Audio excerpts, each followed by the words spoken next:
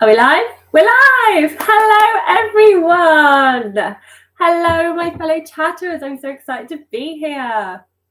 Oh, so the table, making the camera a little bit wobbly there. I'm going to try and not keep bashing the table. I hope the sound's okay. Last time I put headphones in because it sounded like aliens were attacking. So please let me know if it sounds like aliens and I'll go and grab the headphones and put them in again. But I'm hoping that maybe today it will be okay. So amazing. So I just wanted to do this to say thank you so much to everyone who has been liking my videos, watching my videos, and chatting in the comments and subscribing. It is just so exciting to get to 100 subscribers. So I really just want to say thank you so much to you all. So what I'm hoping to do today is I'm hoping to share that love and do some shout outs to some booktubers who haven't yet got to 100, because it's just so exciting. 100 is like the first milestone, because you then get to change your URL to your channel name. And I don't know about you, but I just found that really exciting to have my channel name rather than a bunch of random letters. So I just wanted to share that love around and boost up some other people and hopefully throw some more subs their way, and for you guys to kind of get to know some more booktubers and enjoy some more amazing bookish content. And I'm just going to go over to the chat now and just do a little chat. My laptop is very old, so it can't do it where you flick the comments up at the front of the screen. So I'm just going to read out some of the comments. I have clicked the live chat replay. So if you are watching it after this has been filmed, then you should be able to click live chat and see all the comments as well. Hello, Mason. I'm so pleased you could make it. Cue the Frankie and Benny's congratulations and salutations song. Thank you very much. So pleased you hit the milestone. Here's to many more. Thank you, Mason. That's really lovely. Percy's in the chat. Hello, Shelley. Sorry, her channel is called Percy Does Everything, but her actual name is Shelley because of Percy. She's called Shelley after Percy Shelley, the poet. I think I've got that right, Shelley. Do tell me if I've got that incorrect. And Mason says, I can hear you. That was because of the does it sound like aliens are attacking comment. Great. I'm pleased it doesn't sound like we're being invaded by aliens. And Mason said, I promise I didn't rush home for my daily trip to the Twan Centre to catch this. What's the Twan Centre? Is that like a shopping centre near where you? Thank you so much for rushing home to catch this. I really appreciate that. That means a lot. Oh, and I did get Shelley's name right. Excellent. Yeah, Percy Shelley after the poet, which I think is really, really cool. So what I'm hoping to do in this, as well as shouting out to booktubers, I'm also going to be talking about 100 bookish facts. So not 100, but like bookish facts about the number 100. We don't have time for 100 facts. I've got 10. I'm hoping if I kind of segment it to 10 minutes, then we might be able to get to all of them, but we might not. So, that's okay. And then I'm also, from those, I have like quite a tenuous link sometimes to a scavenger hunt prompt. So get ready to run around your house if you are a physical book buyer, to go and find your physical books and run back with them to earn bragging rights and the glory of winning. If you are someone who reads on e-readers or audios or gets your book from the library, then feel free to look through whatever schedule and things you have, or remember it in your brain, whatever works for you, and just run around your room so it feels like you're searching. And if you're someone who can't, for whatever reason, run around, then just pretend. So just wave your arms or run in the chair. Just so you get the feeling of the chaos, and maybe count to 10 and then write in the chat what book it is that you have found. So there are going to be points for the fastest one, and also points for example, if I've said go and find the smallest book, and then you can tell me how small it is. It's the size of my hand, it's the size of my finger. There isn't a smallest book. That is not one of the categories. But so, for example, say we've got Mason and Shelley in the chat at the moment. Say Shelley came back first, but Mason had the smaller book. They'd both be winners for different reasons. So that's what we are going to try and do today. I have got lots of water lined up because I got a lot of dry mouth last time. So I'm hoping to get all that done. I have got some books that I'm also going to talk about as well whilst you're running around. I think I've got them all around me. I always love having notes. So I've got 10 little prompt cards here. I suddenly realized it was very nearly 12 o'clock. So I quickly had to like just grab the ones I had and then hit live. So let's do this. Let's do the first one. So, you know, I always love a teacup. Teacup? What's a teacup? A teacup rather than, you know, it's not a police officer. It's a tiny teacup. Because I usually do my things in one shot. Obviously, this is live, so it's completely one shot, no editing. So let's embrace the chaos, everyone. Cheers. Okay, so our first shout out goes to Zainab. Apologies if I don't get your name correctly, Zainab. Zainab I found really recently, and her channel is at Truly Zainab. So if you're watching this live, or if you are actually watching on the live replay, I am going to go back into like the description box and put down every booktuber that I mention for the shout outs in there, so you can find their channels really easily, and also the books I speak about as well. I haven't done it as of yet, but I will edit that soon. She so far has got 23 subs, so please go and check out her channel after this and go and show her some love. Check out her videos. I loved her newbie tag answers. She seems really fun. She enjoys fantasy, she enjoys romance and kind of a mixture of books. She hasn't posted for a while, but I literally just found her yesterday and was like writing on her comments, and she replied to me this morning and said she definitely is planning to do some more content soon. So go show Zainab some love. Okay, and the first 100 fact is, what book was published 100 years ago? So there were quite a few. There was The Velveteen Rabbit. There was some by F. Scott Fitzgerald.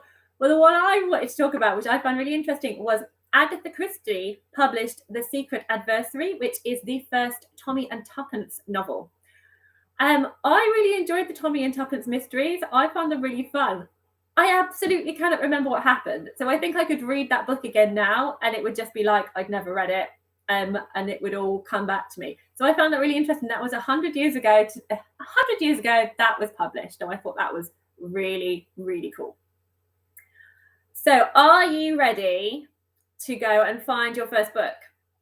You need to go and find the oldest book either that you have read or that you own. And I'm talking about published. You know, it's not like this book's been sat in my garage for ages and it's really manky and old.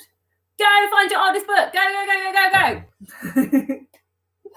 So the oldest book that I have, I mean, obviously I have Shakespeare's, but just in case you weren't counting plays, or, you know, I don't actually know when Shakespeare's plays and poetry was actually like collated and written down. I went for a novel. So the oldest one I have is Evelina from 1778 is when this one was published. And it's by Frances Burney. I have not yet read this. I do want to, because I'm a Jane Austen fan, and I know this is one of the books that she grew up reading. Okay, we have an answer. Mason is the first one back in. And Mason has said, I'd be willing to bet A Study in Scarlet would be the oldest things I have read. Have you a rough guess, Mason, of when that was published? It sounds like some sort of mystery thriller to me, some sort of detective book. Is that a it's coming to me. Sherlock Holmes. Is it a Sherlock Holmes? Percy says, oh, good one. Have you found anything, Shelley? It's Sherlock. It's Sherlock, yeah. There we go. Hello! Hello, Vidania. Yes, it is Holmes. Okay, good. I haven't embarrassed myself on BookTube. Oh, it's the first Holmes novel, so I'm guessing 1800s. Okay, awesome. So, Vidania, if you've just joined us, we are thinking of the oldest book you have read or known. So the oldest one published. So put your answers in the comments. We have points for the first. So Mason won the first. He came first back in with the answer.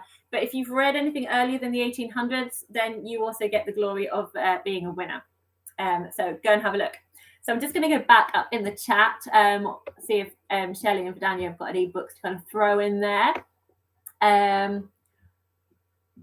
So I mentioned I didn't understand what Mason had written when he Twan Centre. It's a typo. It's Town Centre. Sorry, Mason. I didn't mean to typo shame you. Okay, Mason. Even if Mason had physical books, he wouldn't be running because he's too lazy and full of steak pie. I mean, Steak pie, it sounds like a great meal. I haven't had lunch yet because I just haven't had time. So I'm hoping I will last through it. I've just got water. Mason said, is that a tiny teacup? I thought you were just a giant. Yes, well, maybe I am. Maybe I am a magical giant. Okay. Oh, yes. Okay, yep. Vidania, yes. Vidania has gone with the Iliad, and Shelley has gone with the Iliad as well. Okay, yep. So there we go. Everybody wins.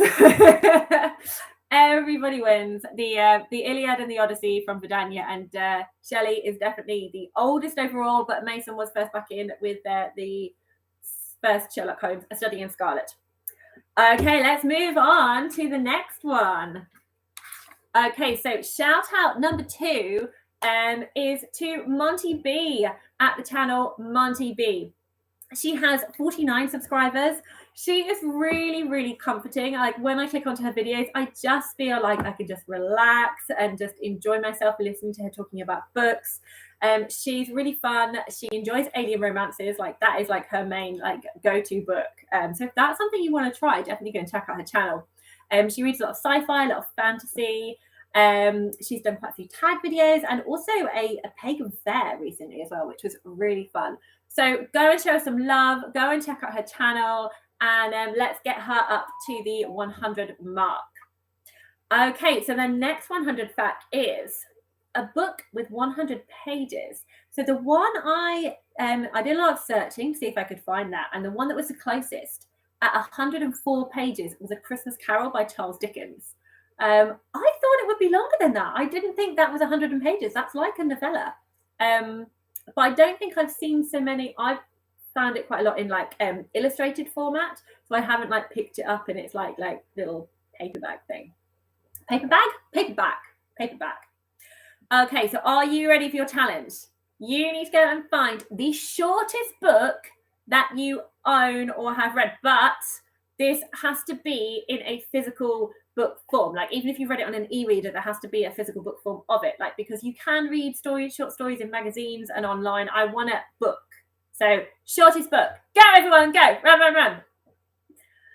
Okay, my shortest book. I thought that P. Djeli Clark's tram car. Zero. Oh, it's over here. Where'd it go? There we go. I can never remember it. Here we go. Oh my goodness, we've got book catastrophe. Shakespeare just fell off. I'm sorry. He's probably cross because I didn't use him for the oldest. I'm just going to pop him over there. Sorry. I feel like I just had a, near-death experience there by book. I suppose it's quite a good way to go. Haunting of Train Car 015 is 140 pages, but I actually found ones that were really close to the 100 one. Where have I put them? Here they are. Okay, so both these children's middle grades, The Wreck of the Zanzibar by Michael Monpergo and The Worst Witch by Jill Murphy are both 101 pages. So they're even shorter than A Christmas Carol. So yeah, those would definitely work. Okay, what have we got? Oh wow. So we have got Vidania coming in first with There's a Dragon in My Book. Yes, picture books are definitely the shortest books out there. There's a Dragon in My Book by Tom Fletcher. Oh, and Shelley has got There's a Wolf in Your Book. Is that... Oh, Vidania then says, and Shelley says, ha ha ha, Tom Fletcher 2 times.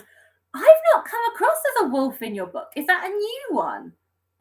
My boys absolutely love the Tom Fletcher picture book series, superhero, alien, witch in your book. They're really interactive.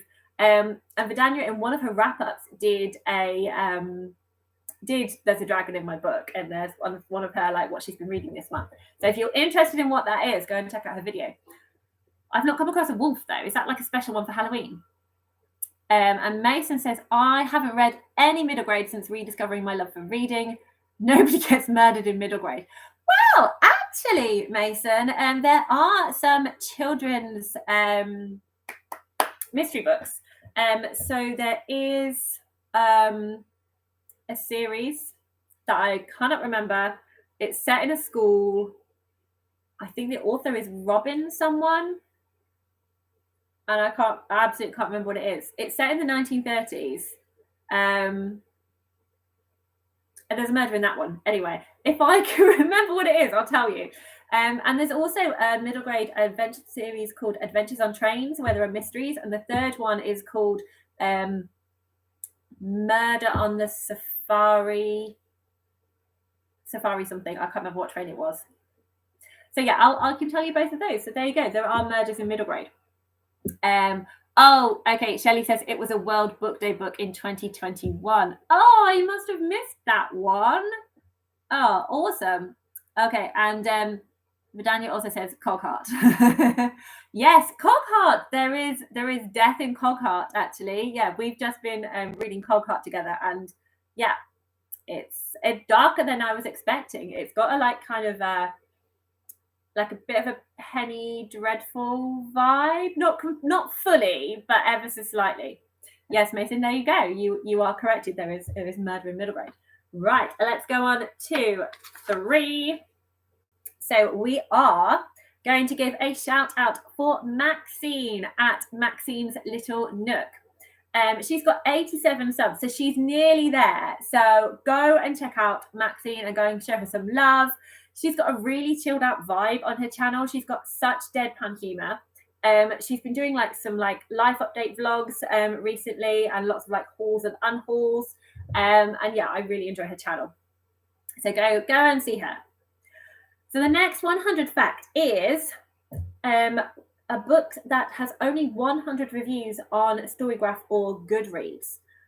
So I did a lot of searching for this one, and I managed to find one that also sounds really cool, and I've now put onto my TBR.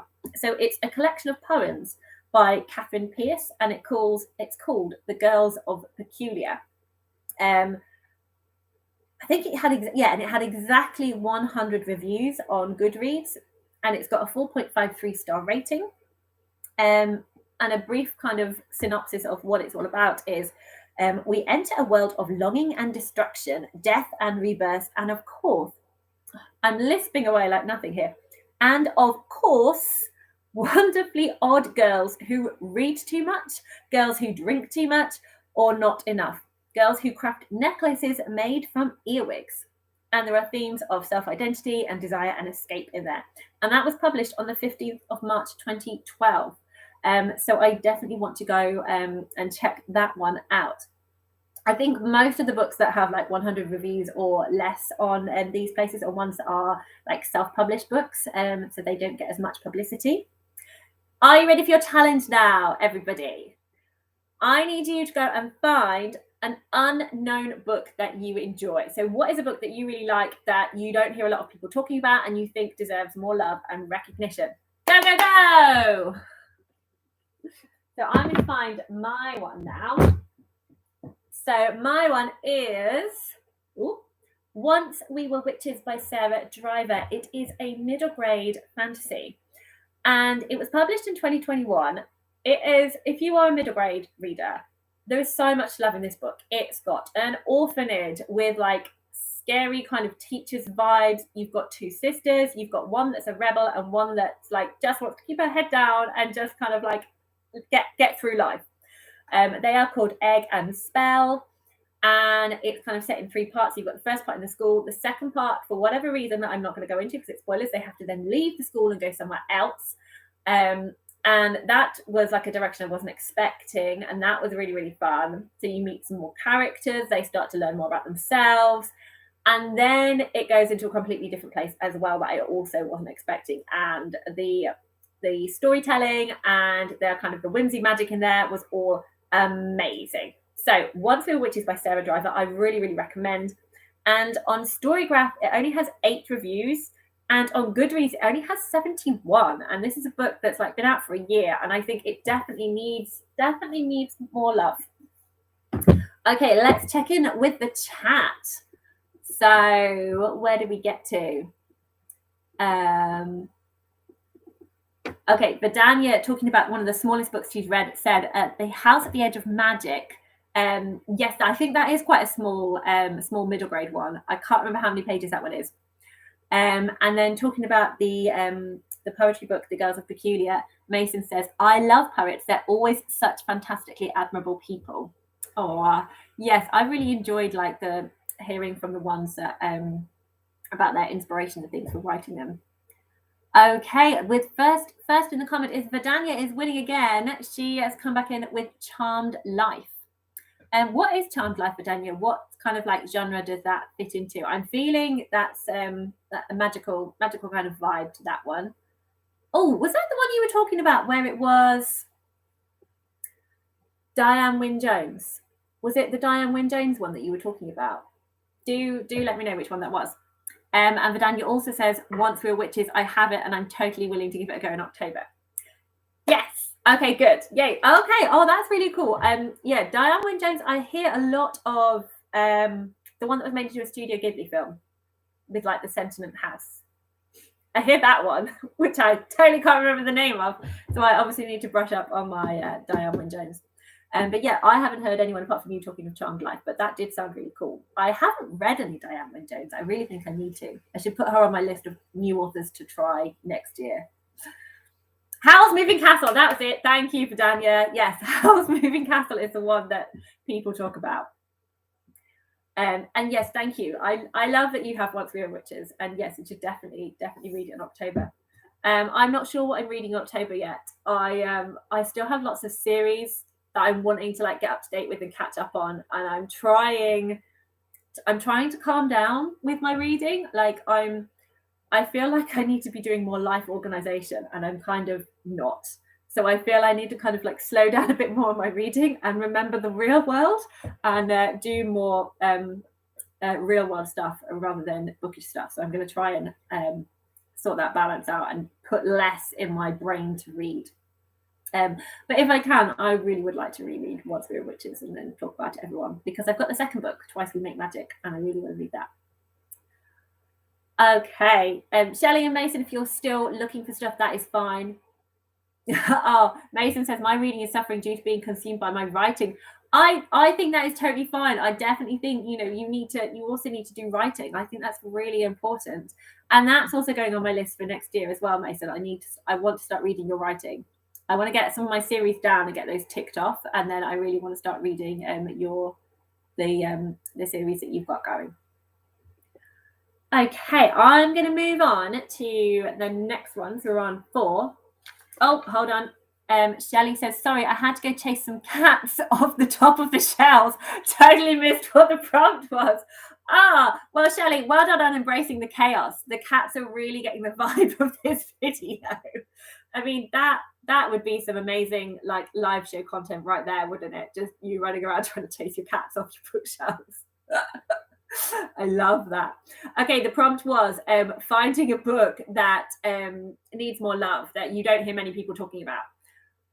Oh, they're throwing stuff down. Amazing. So even more chaotic than Shakespeare dumping off the top of my shelf. So yes, you could always like go and grab 2 books with the next prompt if you want to, or come back later to it.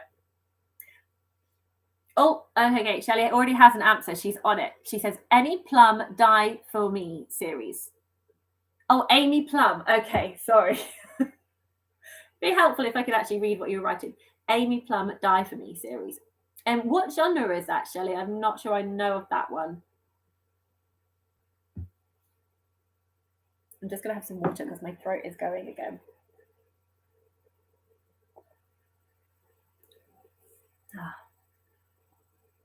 That is much better. I also need to move it out the way because I talk a lot with my hand, and I know that I'm going to send just water flying, and if it goes on the laptop, I think it's definitely going to die. Oh yeah, so Shelley says it is a YA fantasy. Yes, thanks, Mason. It is very hard to stay hydrated. Okay, we're going to move on to number 4. Oh, hold on. Shelley also says it's basically Twilight but better. Okay, that sounds cool. I was someone who was into Twilight when it first came out. I'm very much aware of the problematic stuff, like the more I read it, but it's got some very good nostalgia, especially New Moon, because when I read that, I was kind of recovering from being depressed. So reading about Bella's depression in New Moon just really resonated with me, and I really appreciated like seeing that in the book. Amazing says, I talk with my hands too. Completely pointless considering my lack of camera appearances. It's not something you can turn off though, is it? Like I don't do it. I'm now really conscious of what I'm doing with my hands. I'm just gonna put them down here. It's not something you're aware of doing. It's like I do a Makaton as part of my work sometimes, but I just think naturally I just move my hands around when I talk, and my mum does it as well. I think it's just something that it's like a thing you just can't help doing. I think it's just an exuberant personality thing, maybe. Okay, let's go on to question 4. Well, no, not question, part 4. So my 4th shout out is to Langston at Langston's Bookiverse. He's got 19 subs at the moment, and he has got a really like calm and chilled out vibe. He plays music in the background of his videos, and it just feels like you're just chilling out and like hanging out with, having a bit of a chat. He recently read a book that I started, and it just wasn't the right time for me to continue with because it's a big epic chonker. But I'm really looking forward to reading that series because it's all been published now. It's a trilogy, and that was the Burnt Empire trilogy saga, and it was Upon a Burning Throne. So I really enjoyed hearing his love for this book in his most recent video. He's also done a lot of wrap-ups and some tags. So go and check him out, show him some love. I just really enjoy hearing him talk about books. So the next 100 fact is, what was the 100th book published by an indie publisher? This one was really hard. I thought it was a great thing to come up with for a 100 fact thing, but I can't, there's no way to find that out, I think, unless you actually work for that publishing company. I couldn't find a list of like books published, and I really didn't have the time to kind of go into it and look into it more. But what I did find was an independent publisher called One World Publications. They started publishing nonfiction the year I was born, so I thought, well, I have to talk about them because that is really cool. And then they realized that the nonfiction information that is shared in the form of fiction reaches a wider audience. So then they started to call out for fiction, and that they wanted to then start getting into publishing fiction as well. So they then started publishing literary fiction, and the first one they published in their literary fiction range was The Night Book of Night Women by Marlon James, which I have now since added to my TBR because it sounds really cool. But it also sounds like a very kind of like challenging, sort of quite dark and emotional book. So it will need to be read when I feel able to cope with that. Some of the recent books they've published is The Rabbit Hutch by Tess Gunty and Things They Lost by Okewi Oduru. They also have branched out more and got like more ranges in their publishing, so beyond literary fiction. They have a children and YA publishing house linked to them called Rock the Boat, and there is a book they've published with them that is actually a book I could fit it in many questions here, and I'm going to talk about later, so I'm going to say what that one is. Right, are you ready for your next scavenger hunt? I want you to find a book that is like your latest milestone or reading achievement. So that could be completing a series, it could be an author you've wanted to try for ages and you finally read, it could be the oldest book on your TBR. Go find your books. So my one for this, I've got a couple for different reasons. So my biggest reading achievement, I think, was reading Anna Karenina by Leo Tolstoy. I really enjoyed the War and Peace BBC drama, so I thought, I'll try Anna Karenina. Why not? Let's go for it. My husband has this book, and I did not enjoy it.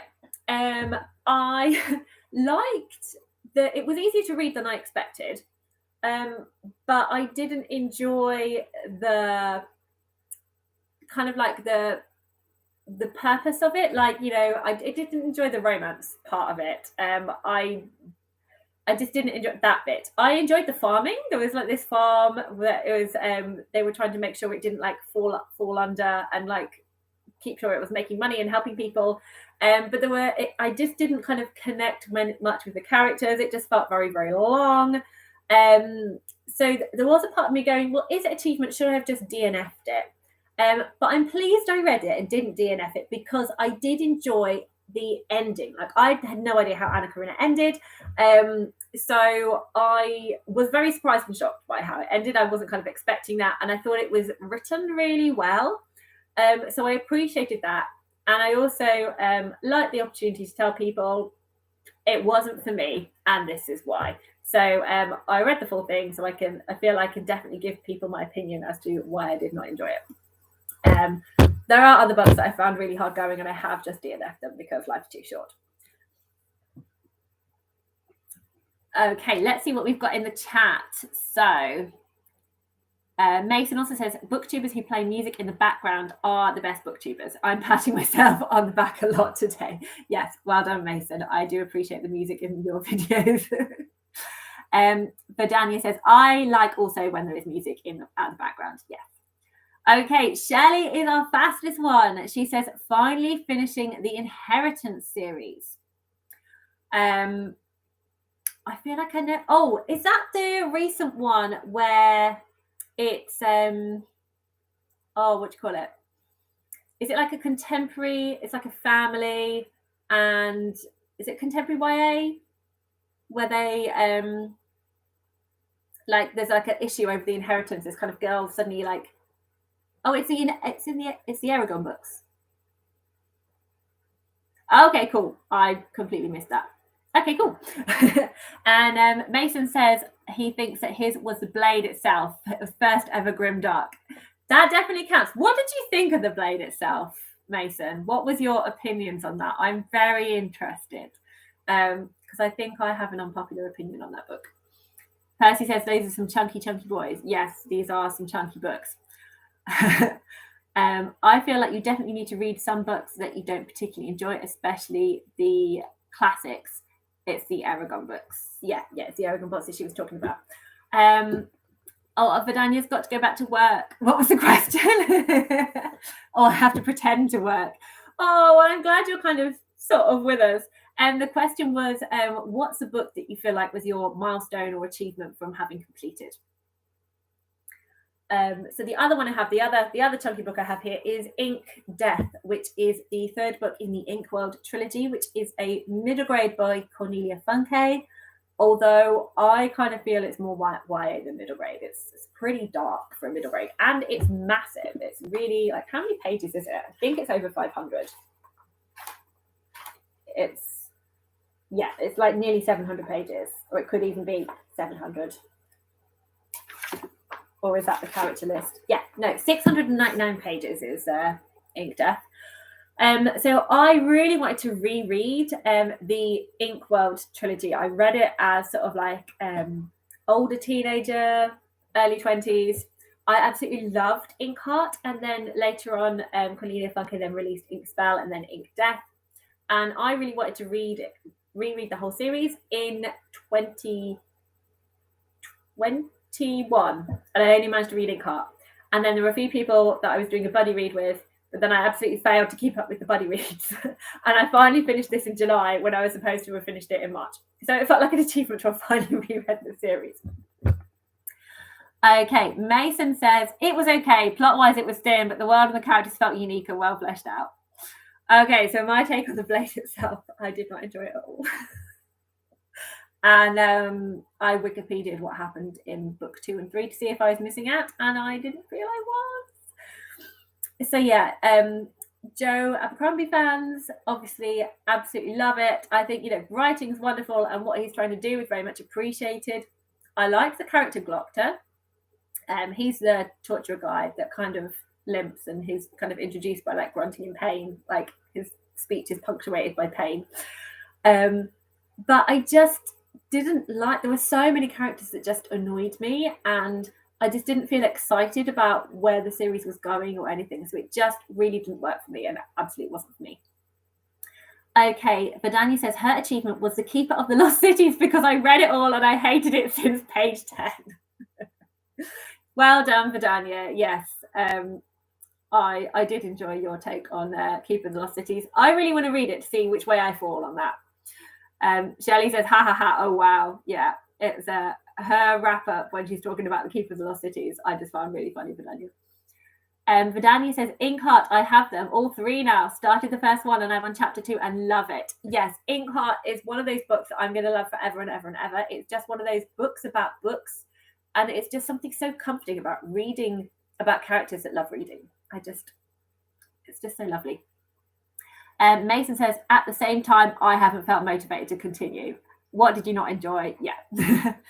And Mason says, Glockton was actually quite an interesting bit of disabled rep, in my opinion. Yes, I never thought about him being a disabled representation character, but yeah, of course he would be, because he's got a physical disability, hasn't he? When you say interesting, is that something where you feel it was done well, or were there bits you liked and bits you didn't like about that, Mason? I'm interested to know. But yeah, I think there's a few people that didn't enjoy the Blade itself, but generally, especially amongst fantasy readers, Joe Abercrombie is up there as like one of the ones that everyone loves, which is fine. He seems like, as authors go, I've heard so many people say how lovely he is, so I'm very, very happy for him. It's just the books were just not for me. Courtney is here. Hi, Courtney.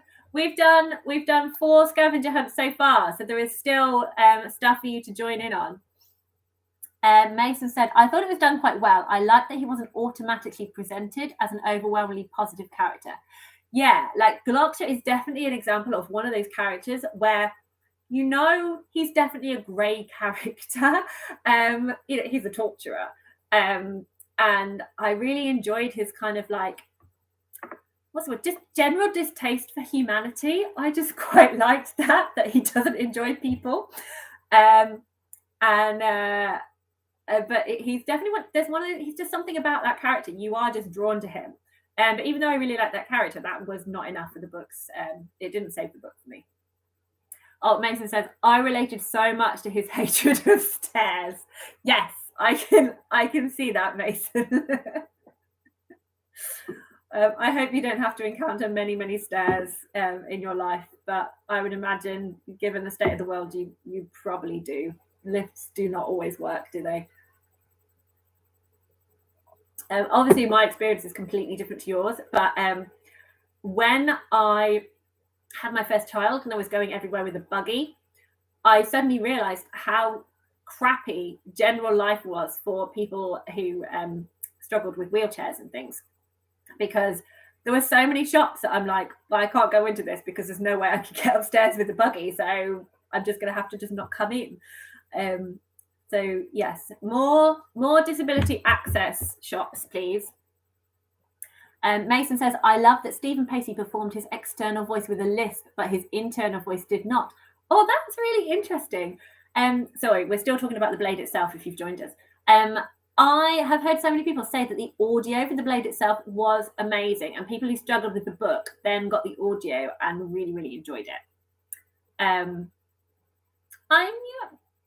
I would say that I would like to give it a go just to see what the audio is like, but I have so many other books to read. I'm quite happy not liking Joe Abercrombie because I don't want to give myself more things I want to read because he's got a lot of books. Mason says, I actually struggle less with stairs now that I'm totally blind. My lack of depth perception made it much more difficult. Oh, okay, that's interesting. So the way you saw the stairs when you were partially sighted was much more difficult. Okay, everyone, we are going to go on to part 5. So the booktuber I want to shout out now is Tiffany at Towering TBR. She has got 59 subscribers. So let's go along to her channel, give her a like, subscribe. Let's try and get her to 100. She has really thoughtful insights on the books she reads, and I really enjoy her vlogs. She does something that I've not seen before on BookTube. I'm not saying it doesn't happen, but I've not personally come across it, where she will do, you know how everyone in the vlogs does, here's me reading a book in like little sections. She has her reading a book, but she will also play the audio book at the same time as she's reading it. So sorry, I keep knocking the table, so apologies about the dodgy cameras. And I really enjoyed that. It kind of just gave a it kind of brought you into kind of her reading experience as what she was reading. So I thought that was really fun. She's also got tags and hauls. She reads a lot of fantasy and sci-fi, but there's also like a big mix of kind of stuff in there. So go and check her out. Okay, our 100 fact is from a list of 100 debut novels. You know, all those lists like 100 best of 100 debut novel books. So 100 debut novels you should read. Number 100 was Shelter by Young Yun. And this was a contemporary literary thriller. I have not come across this book before, but I looked on Storygraph and it said it to be a dark, emotional and sad read. And that was number 100 of a list of debut novels that you should read.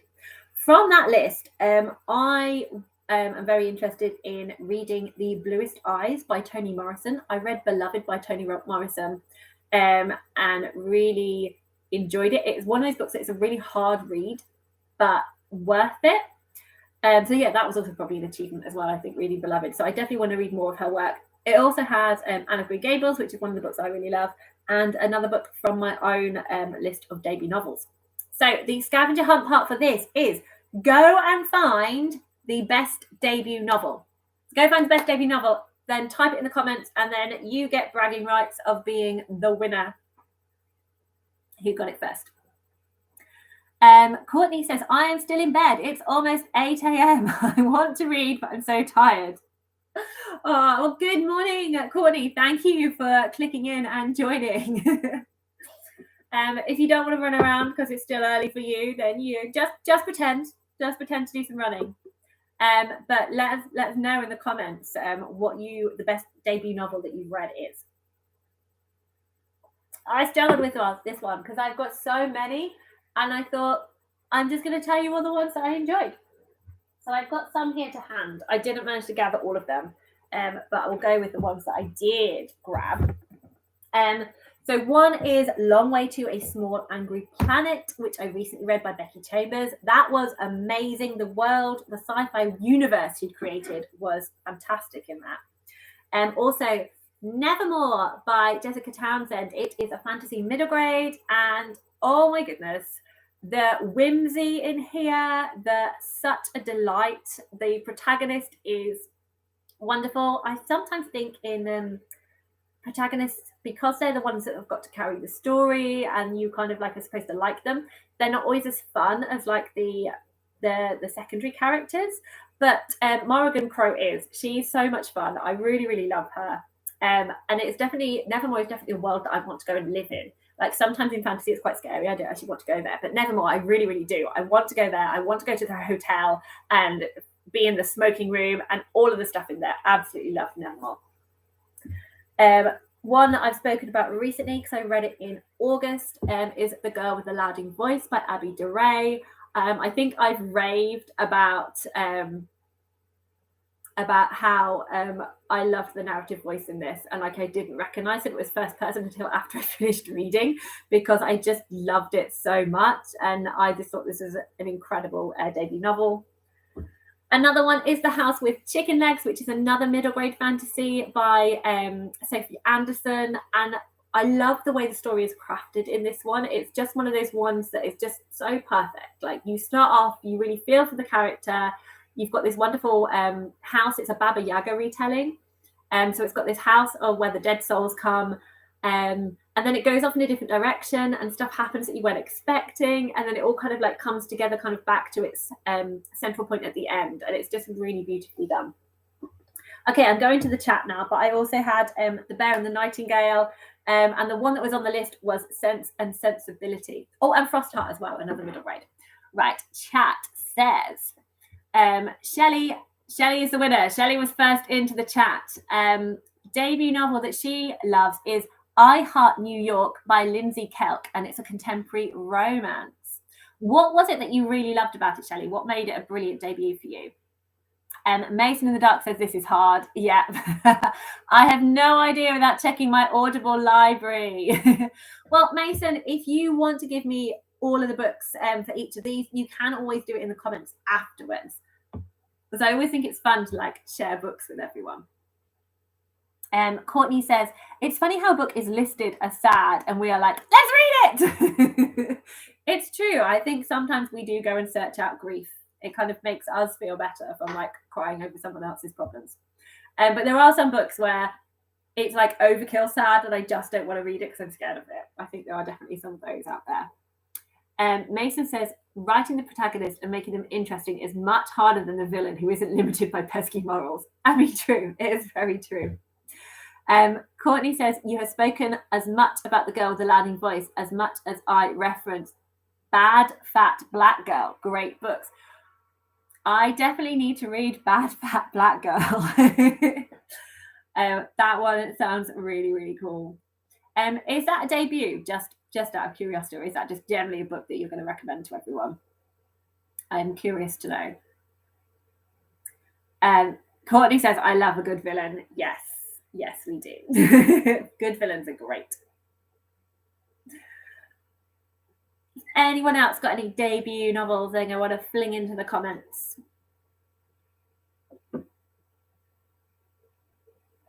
So most of these, I think the ones that I picked out as like my favorite debuts is definitely kind of down to world building.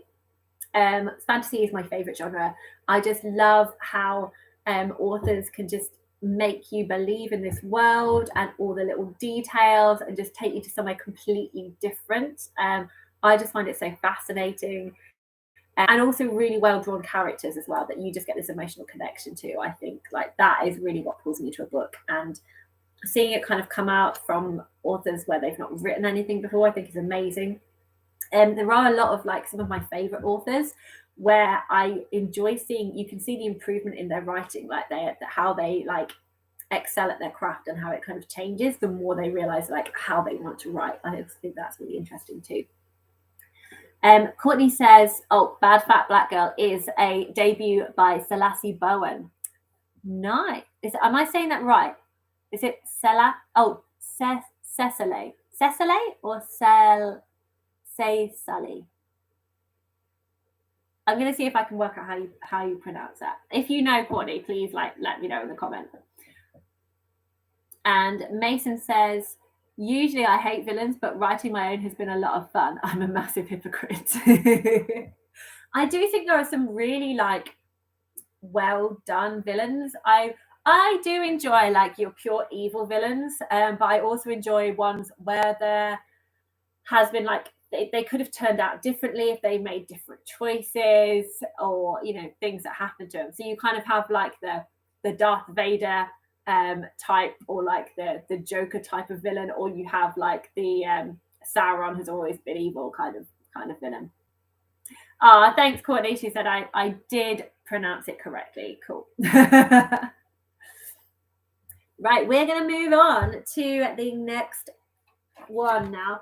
Keep feeling free to keep throwing your books in, even if we've gone past that prompt. That's absolutely fine.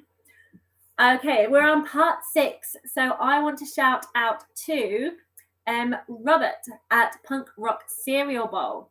So he has 57 subscribers. And actually, Mason, I think you've already found his channel, because when I was looking at his videos, there is a wonderful Mason thought train in the comments about enjoying his newbie tag.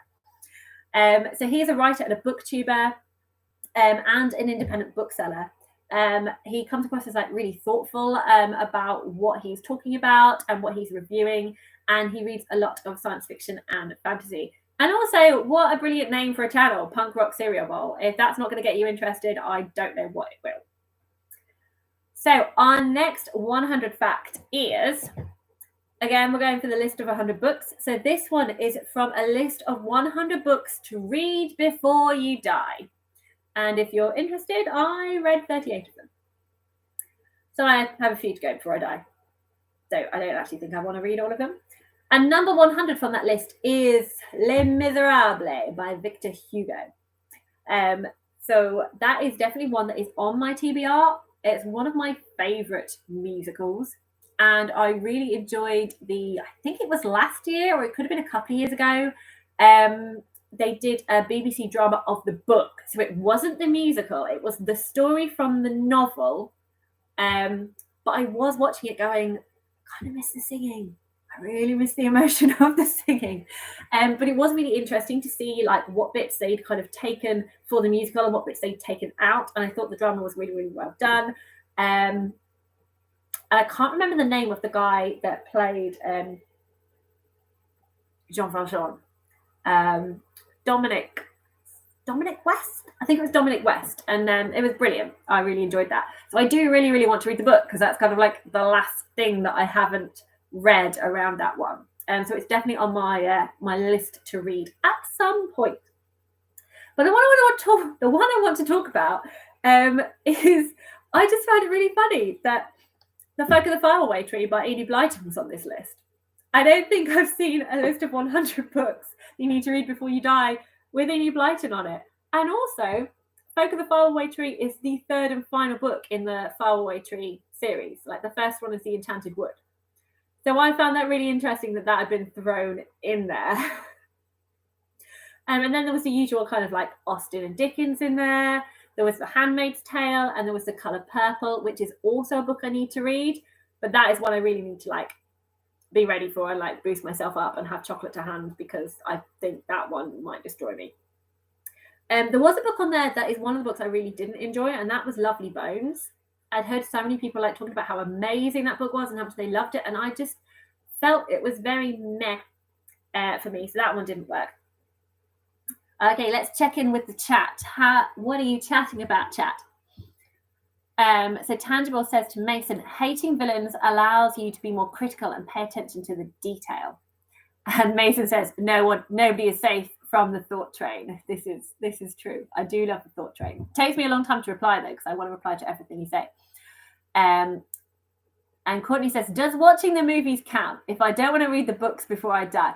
I say yes, because you're getting the story. I say you're getting the story. I didn't count it when I was doing mine, but maybe I should. Maybe I'd hit more if I had that. And Mason says, have you seen the BBC's adaptation of Noughts and Crosses? If so, is it any good? I haven't, because I'm scared. So Noughts and Crosses by Mallory Blackburn, I think. Is one of those books that as a teenager, I was really excited to read. I really, really wanted to read it. And then someone told me it was sad.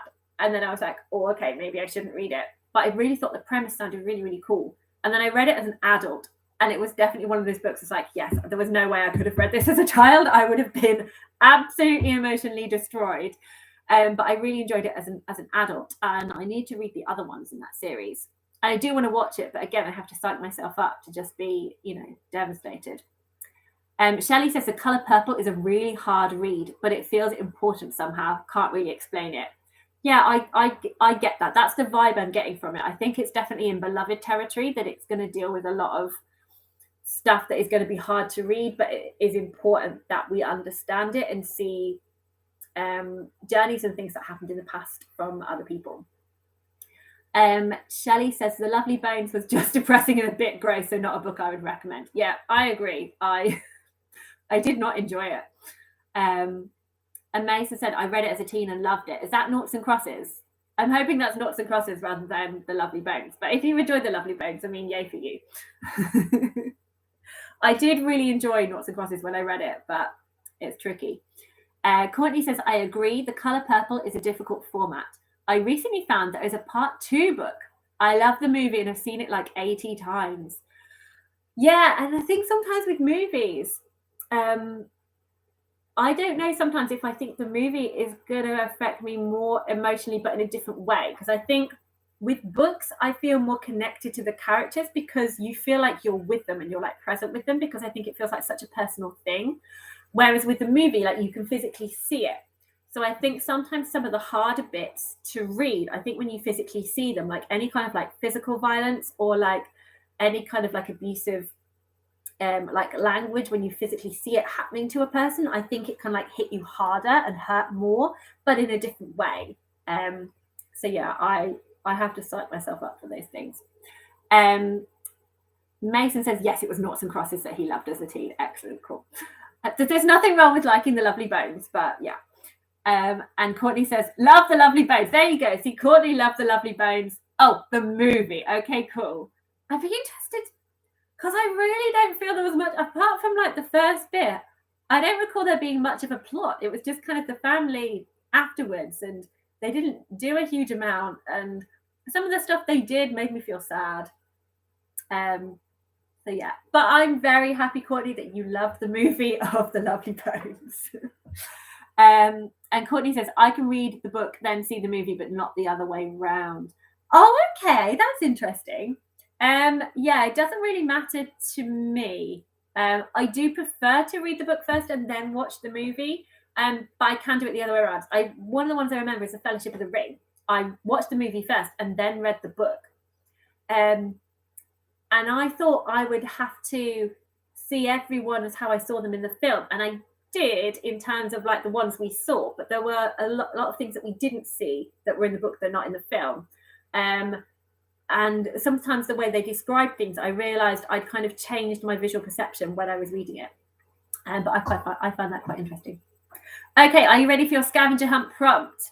You need to go and find a book that you recommend to most people.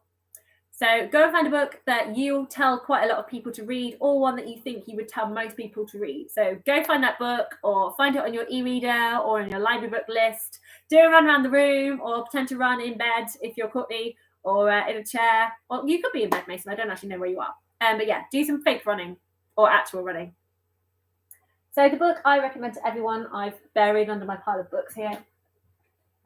So this is the one that I spoke about earlier.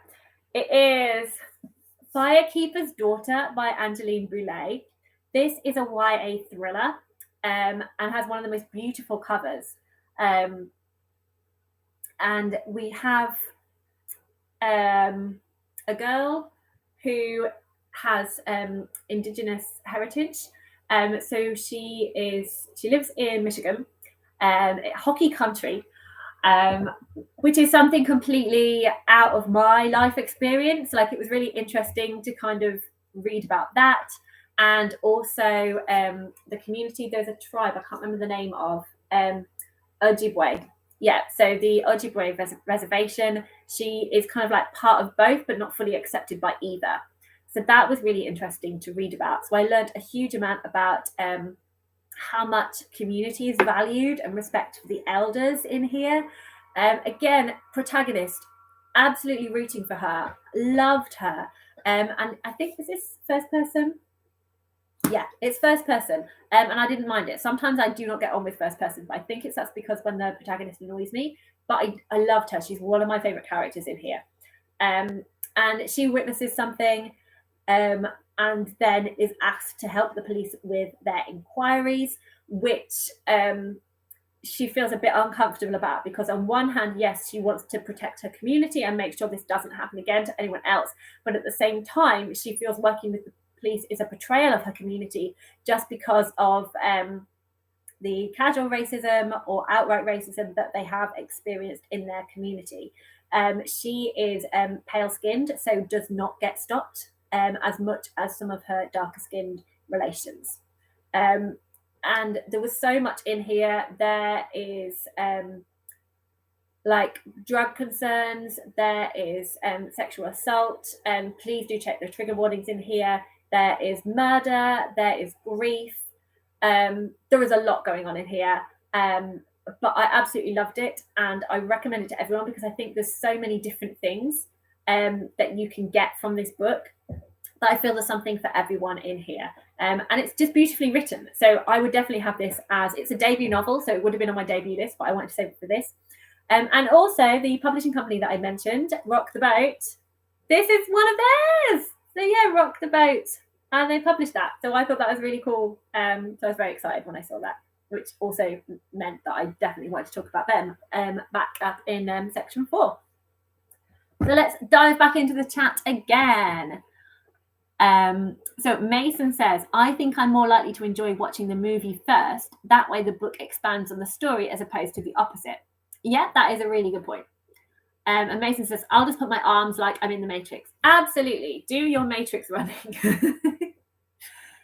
Courtney says that is a beautiful cover. It is. It's so gorgeous. I absolutely love the art. Who did it? Let's give them the credit. Who did the art of Firekeeper's Daughter? Moses Lunham did the artwork on here. And you've got this beautiful like fire and kind of like wolf art and eagles sort of going up the sides. And then we have these two different faces. One is slightly darker than the other, and they are facing each other. And their faces make the shape of butterfly wings, and we've got a butterfly in the middle around a sun. And what I didn't realise, I looked at Tatiana's video when she reviewed this book, and she said that actually Angeline Boulay is also a Firekeeper's daughter. So her dad was a firekeeper for their community, and that's kind of like in charge of the protecting the fire, and that's kind of like with the storytelling and the lore and things. So I thought that was really, really cool. Okay, back in the chat. So we have Mason is the winner. He got in his comment first. So well done, Mason. You win more points. His answer is probably 1984. I think it's a very important read for anyone who can stomach it, but I understand why certain people can't. Yes, true. I was one of those people. I think it was one of those ones that I'm kind of glad I read, so that I've read it, but I didn't enjoy it because, again, it's a bit harsh. And there wasn't like, in terms of like what the story does, it's brilliant at what it does. But if there's going to be some sadness, I need some sort of hope from it as well to be able to love it. And Shelley says, I really just want to go the first 3 Harry Potter books because cozy feels. I mean, yes, they absolutely do give you the cozy feels. And I think there's a massive nostalgia link to everyone with those books as well, who kind of grew up with them. Not everyone did, though. It wasn't everyone's vibe, which is totally fine. Okay, so we are on to 7. And the shout out for this one is for Signy Page at the channel Signy Page. She has got 19 subscribers. I think she's only just recently started her channel. And she has lots of writing and editing and review content on there. It's a really very unique set of videos on there that I've not seen so much before. I do look at mainly like booktube content in terms of the reading. I haven't looked at so much of the writing. So if you're someone who looks at a lot of writing booktube content, maybe it's not as unique for you. But I really enjoyed it. And I think she does a lot of very clear presentation within that. So go and check out her channel, go and give her videos a like. And if you enjoy her vibe, subscribe and kind of boost up her numbers. So the next 100 fact is, this is where I start scraping the barrel with my 100 facts. What is the 100th book on my bookcase? So I started off with downstairs, and I have a shelf where I have my favorite books on. And then we've got this like small thin shelf, but my 2 shelves in there are double stacked because obviously I have a lot of books and I need all the shelf space I can get. So it actually moved on to one of my shelves, the other one of these here, one of the wooden shelves at the back, also double stacked. And the 100th book on that bookcase is actually one of my middle grade bookshelves, and it was The Hat Makers by Tamvin Merchant. This is a book that I have not yet read, but it looks amazing. I think it's a bit of like historical fantasy because I think it's set in the Victorian times, and there are all these kind of like magical clothes shops, and they make hats and gloves with like magical properties is what I think I understand. I think there's some missing parents. I think there's some other things like occurring, some sort of threat going on that the main character whose parents own the hat shop has to deal with. And if you look under the dust jacket, we have got, I don't know what these words mean, but it says Nolly Nokia. And then we've got these wonderful kind of like scissors and hat pins and needles and hats and a ship. So that is a lot of fun. And there's a second book out called The Map Makers. And yeah, they are definitely on my to-read pile. Just so many books. Okay, so your challenge, everyone, is go and find the 100th book listed on your TBR or your bookcase or your Kindle or something where you have a lot of books that you're either in the middle of reading or have read. Go find 100 and tell me what it is. So let's check in with the chat and I will tell you what mine is on Storygraph. Oh, I've gone too far up. Boop, boop, boop, boop. Okay, Mason says, I wish I could know what I would think of Harry Potter if I read it for the first time as an adult rather than having nostalgia goggles on. Shelley says, that is a good point, Mason.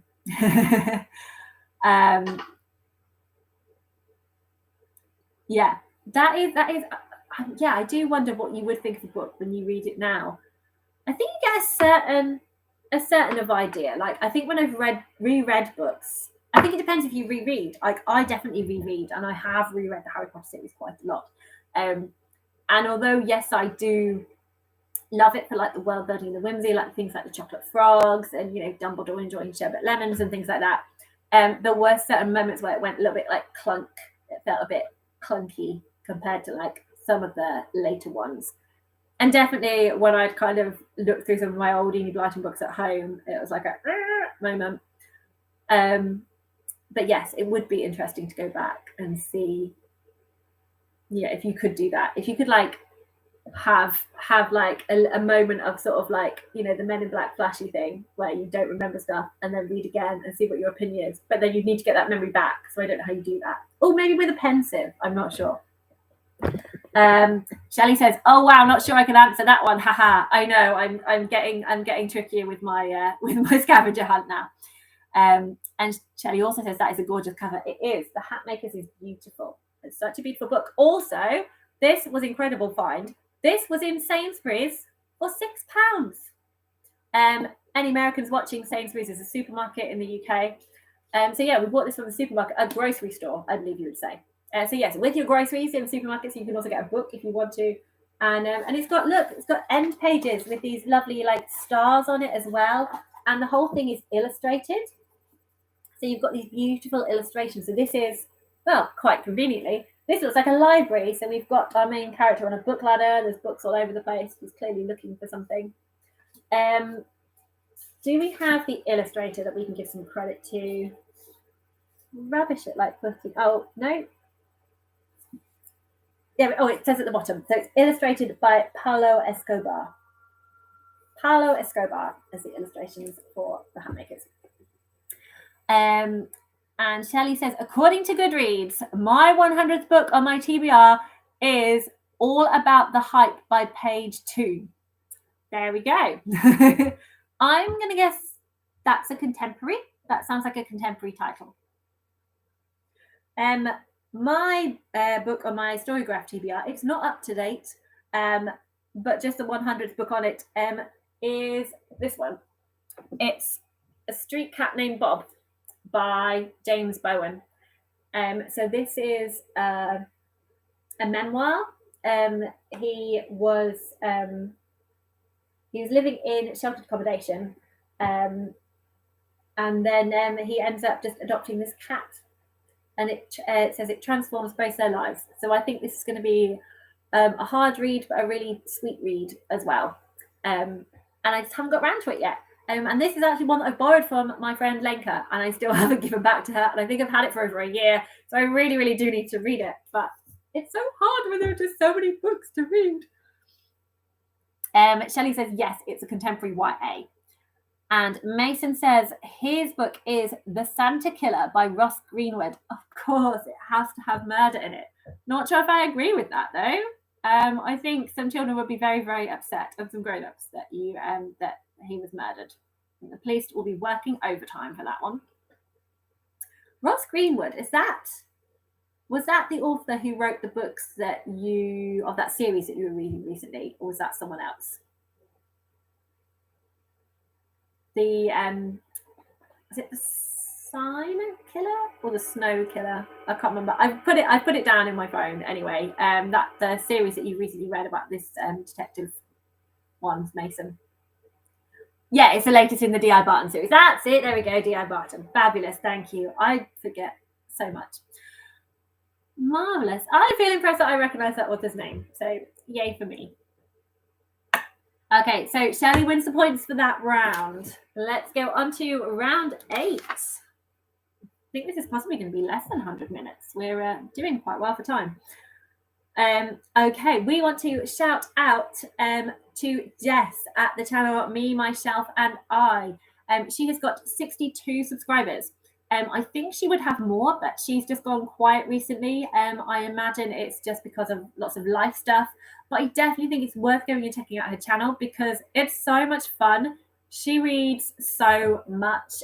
She's active in quite a lot of the science fiction and fantasy discords that I chat in, and she's a really big reader. She can just get through a lot of books in a month. She's really, really fast. It's like a running joke that she'll say, oh, I'm about to start this massive, 900-page book, and everyone will be like, oh, cool, so you'll have it read in a day, yeah? But she has such a really fun vibe on her channel, and she is the queen of memes. Like, when she's doing stuff, she will insert loads of random memes that really kind of fit with what she's talking about, and it's really, really funny. She's got the latest videos are some great LGBTQ plus book recommendations on there, one specifically for fantasy and sci-fi, I think, and one for non-fantasy and sci-fi. So yes, go and check out her channel. She's so much fun. Go and give her some love and boost her up. Let's see if we can get her to 100. So the next 100 fact is, again, you can tell I'm really scraping the barrel. What was the 100th book I spoke about on my channel? This took a lot of counting. I had to go back through all my old videos and count lots of books. So this was books that I'd never mentioned before. So like if I had mentioned it before, I didn't count it again. And the 100th book that I mentioned on my channel was Girl, Woman, Other by Bernardine Evaristo. This is, I think it's classed as literary fiction or contemporary fiction. And the video that I spoke about this in, it was my 15th video, which was the Contradictions Book Tag. And it was for the tag of a not often read genre, but I loved this book. So for me, I don't read a lot of literary fiction, so it was for that. But also the way this book is done is it is a lot of kind of short stories about different Black women in Britain. I think there are a couple who aren't Black in here as well, but they're mainly Black. And other is also there is a trans character as well, and it's kind of their journey through exploring that they eventually identify as non-binary. And the way it's kind of broken up is you have chapters 1 to 4, and in each of those chapters there are 3 people that you meet, and you get 3 different perspectives, and you kind of learn a bit more about their life, and they're all kind of connected to each other. So for example, in the first one we have the main character Amma, who is writing a play that's going to be performed at the National. She is a very proud lesbian. And then you have her daughter Yaz, and then you have her best friend Dominique. And then you come on to chapter 2, and then you have all those kind of you have 3 more people who are kind of connected to each other. And the thing that links them all together is that most of them are, for whatever reason, going to this play at the National Theatre, and then they all talk about they all kind of talk to each other in the final chapter. And I did not think I was going to enjoy this because it's kind of like short stories. And short stories don't usually work for me because there just isn't enough time for me to get invested in the character, or I then feel unsatisfied because I wanted more. I loved her writing. I just kept reading. So like you'd read one character, like, oh, that was brilliant. I feel sad to let them go. But then you read the next character, I'm like, oh my goodness, this is so good. So it just was really, really addictive.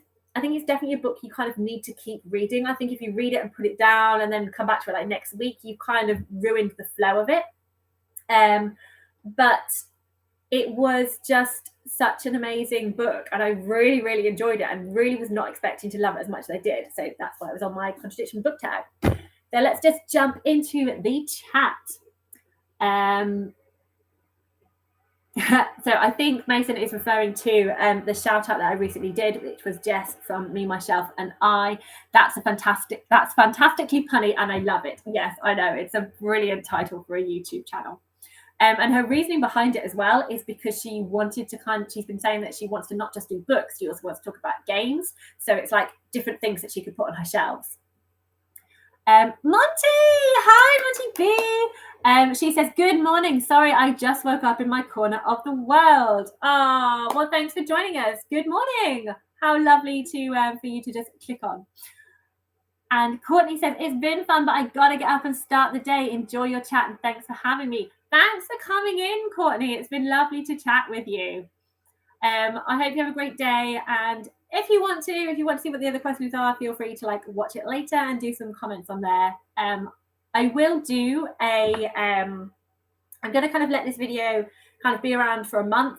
And then I am going to, do a little a fake awards ceremony for each of the categories of who won the scavenger hunt and with what book, because I think it's fun to kind of spread more books out. So there is also the who found it fastest, but also if you put some comments in the comments after this has gone live, then that'll be really fun. So tell me your answers for the scavenger hunt if you are not watching this live. Mason says, also chatty, I just checked. The Santa killer is not about Santa being murdered. It's about Santa being the murderer. Okay, that sounds really freaky. Shelley says, I was going to ask about that, Mason. I think we're all going to start getting addicted to D.I. Barton books now. Courtney says, hey, I'll make sure to hit the like button. Yes, thank you, Courtney. Please do hit the like button. It makes me very happy. It's nice to have things that you love being liked. Madania says, Santa being the murderer and surprised face.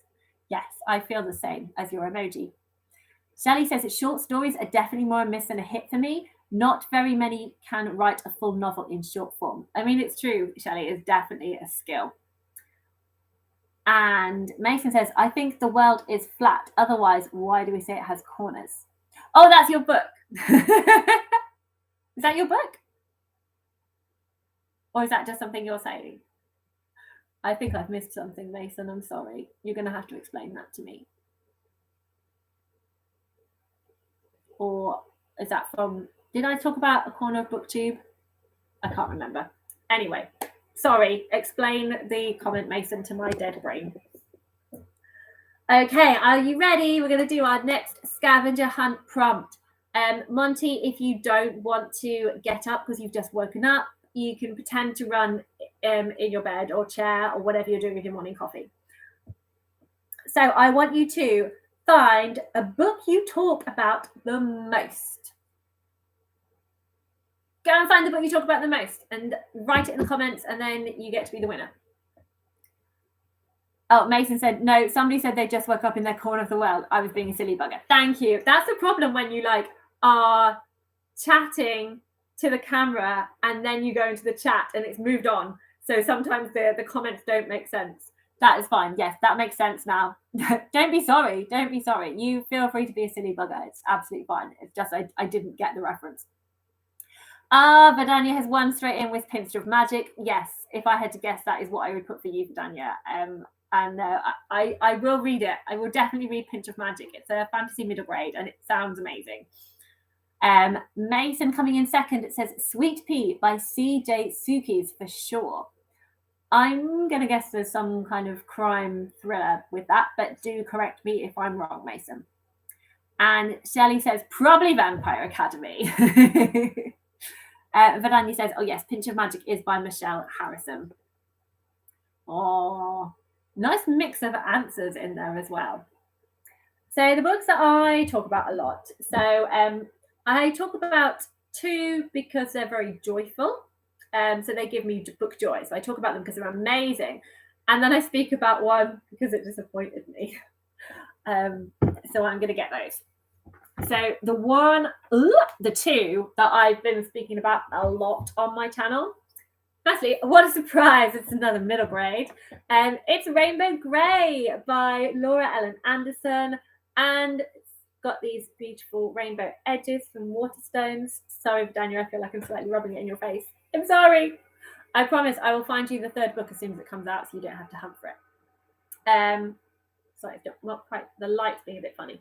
So Rainbow Grey is a children's middle grade fantasy set in the Weatherlands where they all have different weather magic. So you've got characters that help to control the sun, help to control thunder and lightning.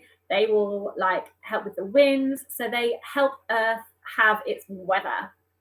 And one of our characters, Ray Gray, doesn't have any weather magic.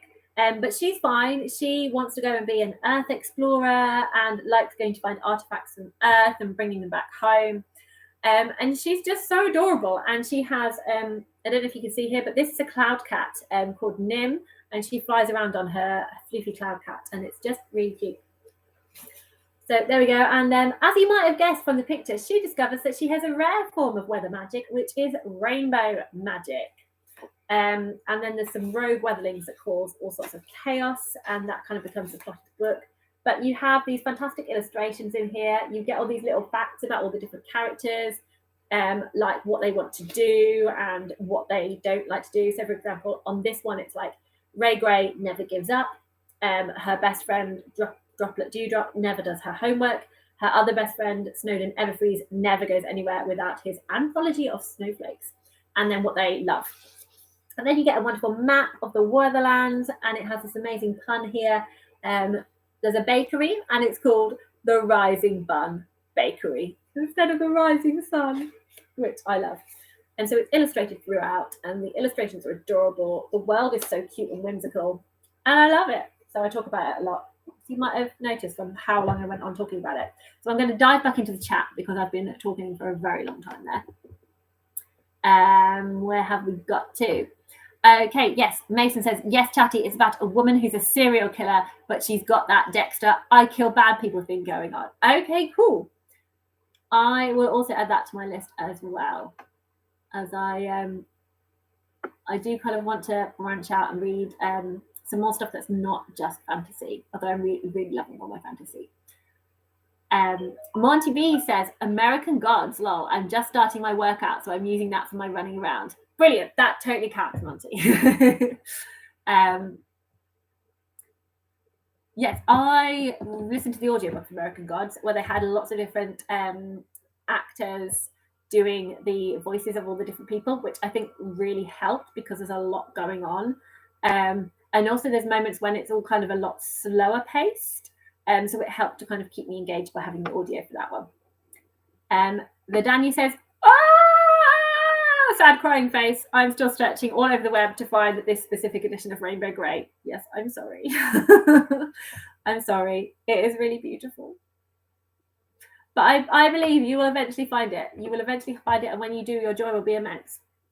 World of Books. Keep checking World of Books. Although I don't think they say, like they say whether there's hard covers and soft covers, but they don't specify whether it has pretty sprayed edges or not. Mason says, rainbow magic seems pretty bloody specific.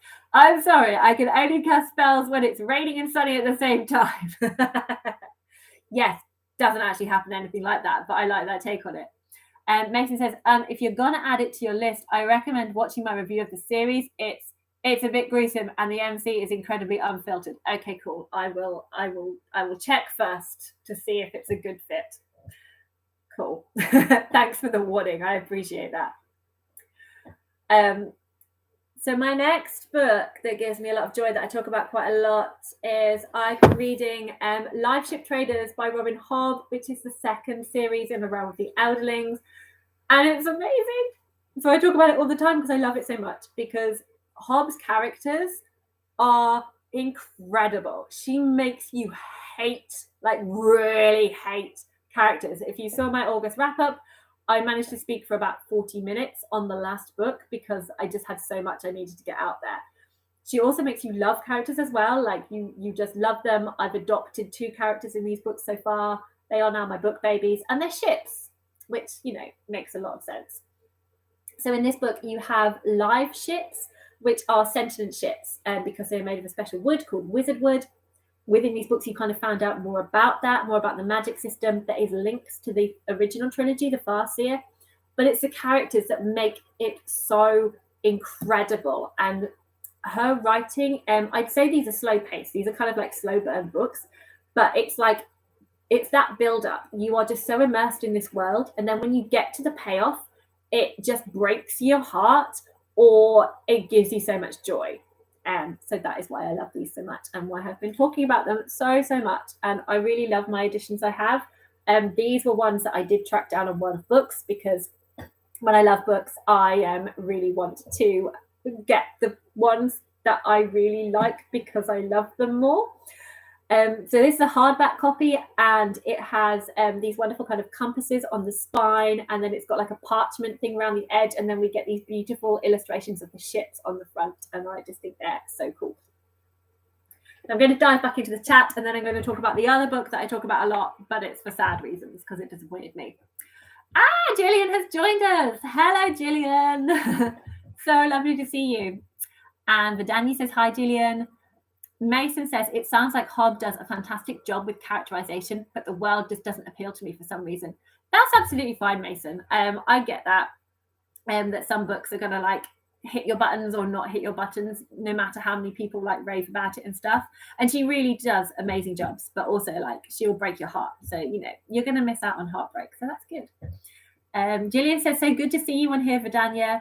And she says, I've never read a Hobb book. I've heard great things though. I definitely recommend them, as you might have heard. And Vidania says, I started with Assassin's Apprentice, but I find it so slow. I will continue it at some point, but I don't know when. Yes, I mean, that is fair. So Assassin's Apprentice is the first book it's the first book of the Realm of the Elderlings. So the first trilogy is called the Farseer Trilogy, which is about a character called Fitz. It's a coming-of-age story, and it is a slow burn. It is literally like slice of life in this kind of medieval-style fantasy world. And you don't get to the fantastical point straight away. So, like I said, in the Liveship book, you have serpents, you have sentient ships. In Farseer, you hear of elderlings as this really interesting like legends that no one knows what they are, and you try and find out more about them as the book goes on, and it's not until the third one that you hear about them more fully. But you don't really get any other kind of fantasy parts to it. There are two different things in it. There is the wit, which is this ability to kind of like communicate with animals on a mental level. But it's more like you can appreciate what they're thinking by their body language and their kind of connection to you, and they kind of see you as almost like a kindred spirit. But it's not until you have like a really, really specific bond with that animal that you can understand what they're thinking. And you can then start to share your mind with their mind, and you can kind of look out through their eyes. So that's one aspect of it. And the other aspect is called the skill, which is basically like being, it's not quite like a telepath, but you are able to have conversations in your mind with other people who also have the skill. So it doesn't matter where they are in the world, you will be able to talk to them. So those are the two magical aspects part. But it is really like she layers in this life. I loved it because I like slow burn books. I like seeing this world build up. And I found it fun because I loved Fitz. I adopted Fitz pretty instantly. And I was so invested in how he was doing and was he ever going to be happy? And do people look after him? And do they care about him? That I was able to stick with it and just really read it through. But it does feel slow paced. If you can, please keep reading because the payoff is so good. But if it's too much for you and you're just not enjoying it, then I think you are allowed to then go on to the Liveship traders, because it does have a different feel to it, because you are following more, you've got multiple points of view rather than just Fitz. There is magical kind of stuff from the beginning, and there is action from the beginning. But try Farseer first, just because there are stuff that happen in Farseer and there's characters in Farseer that you will notice come into the Liveship trader books the more you keep reading them. And now, because I've been talking a lot again, I'm going to go back into the chat. So Mason says, heartbreak requires the possession of a heart, and thus I am safe. Okay, dark, excellent. Glad to know that you are heartless, Mason. So the other book that I was talking about was The Invisible Life of Addie Larue. And I've spoken about this quite a lot because I didn't enjoy it, which made me sad. So I think in terms of the writing, I thought this was like quite beautifully done. And I did get an emotional connection with one of the characters in here. But I felt like all of the themes and what the story started off with pointed in a particular direction. But then when you got to the end, the author, it felt like she was going for shock value rather than thinking about the overall purpose and what she wanted from the story. It just didn't hit me right. It just felt like everything I was thinking about the protagonist, actually that wasn't what she wanted. What she wanted was something else. And there was just kind of a change, sort of like for the last, say, like fifth of the book, you started sensing that change was coming. But it was like, where has this come from? I feel very confused as to this is the direction it suddenly went in. So it didn't work for me, and it made me feel sad. And it made me feel more sad because I felt like I was going to love it. Like up until I got to that last fifth, I was like, this is brilliant. I'm so happy to be on board. Hooray. And then it just didn't work. So that was quite sad. Okay, moving on to part 9. And I put books on top of my notes, which wasn't clever. Okay, the next booktuber I want to shout out is, I don't know his name, but his book channel is called Sci-Fi Bookery. He's got 16 subscribers, and he, funnily enough, reads a lot of sci-fi. But he's got a really like clear presentation and gives off really kind of like, let's have a good chat vibes. And a lot of his videos involve like hauls, particularly from buying books secondhand in like thrift shops and on eBay, which I think is really fun. So he's only made 5 videos so far, but go along to his channel, have a look at his content, go and show him some love, boost up his subscription count, and let's try and help him get further along to 100. So the 100 fact that I want to do now is, like I said, we're still scraping the barrel here. If you've just joined us, I did have some, this is the 9th 100 fact that I'm going for. So it is a lot more crazy than the earlier one. So feel free to watch this video from the start and see some more what you would expect 100 facts. So this is a book I read 100 days ago. Yes, I did. I counted back from today. And it was then the 20th of June, I think it was, or the 21st of June. And the book I was reading 100 days ago was, it's kind of behind me here. What a surprise. It's a fantasy. It's an adult epic fantasy called The Memory of Souls by Jen Lyons. This is the 3rd book in the Chorus of Dragon series, which is one of the series I'm reading at the moment, which I am absolutely loving. It is total chaos, and it's quite a massive book. So that was the book I was reading 100 days ago. I'm going to talk a bit more about it, but I thought I'd set you off on your scavenger hunt first. So what I want you to go and find now is a book that you read approximately 100 books ago. So what was the 100th book that you last read? Or if you have absolutely no way of knowing that because you don't keep track of your books, what was the first book you read this year? Go, run around your house or pretend to run around your house and find the book. And the first person who writes it in the comments wins the glory of being the winner. So, Memory of Souls. I love talking about this series. It is so much fun. This is also, although I think more people are starting to discover these books and find them, if you compare it on Goodreads and Storygraphs to like other epic fantasies, there is so few people reading this, and it definitely needs absolutely more love because it is completely bonkers and it's wonderful. It's got such a unique way of telling the story that I think some people, it doesn't work for them because they really like a linear storytelling. But I really enjoy this. I find it a lot of fun. So what you have is you have the story starting in the present day, and it's a conversation between 2 characters, and they will then tell the story of kind of how they got there. So you have 2 different stories going on, or 2 different points of view going on, and then sort of at the start of each chapter you will then return to the present day, and then you have the characters having that conversation and reacting to what they've just learnt about or what they remember. And I just think it's so fun because I love all that dialogue. I love all that character interaction. You also have that this is being written down. It's all being logged. They've got like scribes who have been logging this story. And they are like putting their own opinions about it with in like the footnotes. So they're really fun. And the tone of this book is so funny. They are so sarcastic and snarky.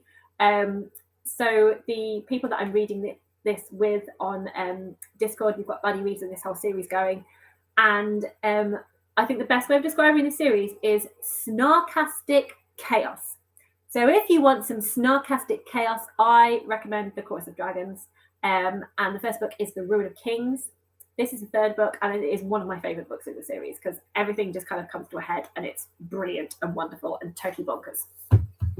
So let's go in the chat and see how the scavenger hunt was doing. Gillian, you had your first win. Gillian is the winner. She's come straight in with Time Traveller's Wife was my first read of the year. But she also has, roughly 100 books ago, was Unbroken by Laura Hillenbrand. Yes, Goodreads is great for logging stuff. I know The Time Traveller's Wife. I have read that previously. Haven't watched the film. I do think that would be interesting. Lots of people say it was pretty rubbish, but I'd like to see how they interpreted it. I don't know Unbroken by Laura Hillenbrand. What genre is that one, Gillian? And Shelley says, I have just finished my 100th book this year, and I can tell you the last book I read last year was From Blood and Ash. But the first book this year was Jurassic Park. Very, very different vibes there.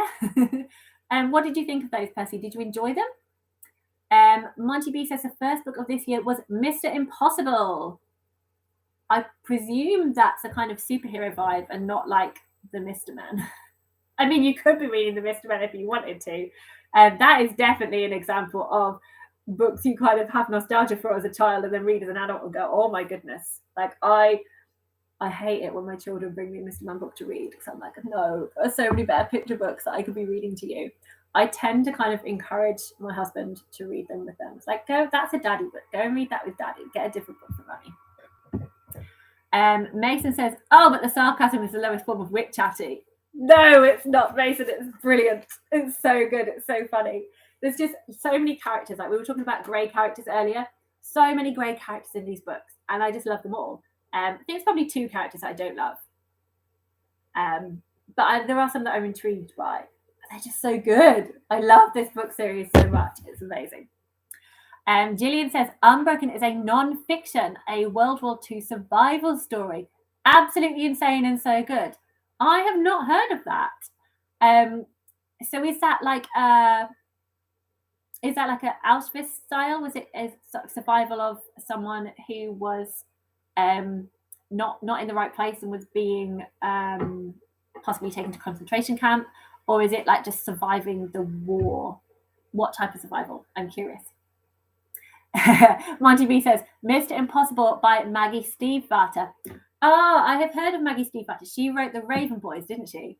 I think that's one of those, again, nostalgic teen books that people have. I do want to try her work because I've heard very, very good things about her. Percy says, I enjoyed both. Definitely different vibes. Yes, I can see Jurassic Park and From Blood and Ash having very different vibes. Mason says, oh my God, that's a daddy book. That's amazing, Chatty. I'm tickled. Yeah. He enjoys reading Mr. Man books, so I'm like, great, you read them because I get very bored. There are so many better picture books. I think that I've been meaning for ages to kind of do some videos about what my kids are reading because there are so many amazing picture books out there that I want to talk about and so many fantastic like early chapter books that are out there that I want to talk about as well. Let me know if anyone's interested in that. I mean, I'm probably going to do it anyway, but I'm more likely to kind of bring it more to the top of what I'm going to create if people are interested. Monty B says, at Percy, I really liked Blood and Ash. Have you read the other books in the series? I haven't read any of the books in that series, but I believe the general consensus because I watch a lot of Abby Salter's videos and she likes a lot of fantasy romance and loved Blood and Ash. And there were so many kind of chats going off in the Discord about Blood and Ash and whatever the second one was. And then the third one, the general consensus was it was awful and should have been massively edited. Sorry, Shay, if you've not read them yet.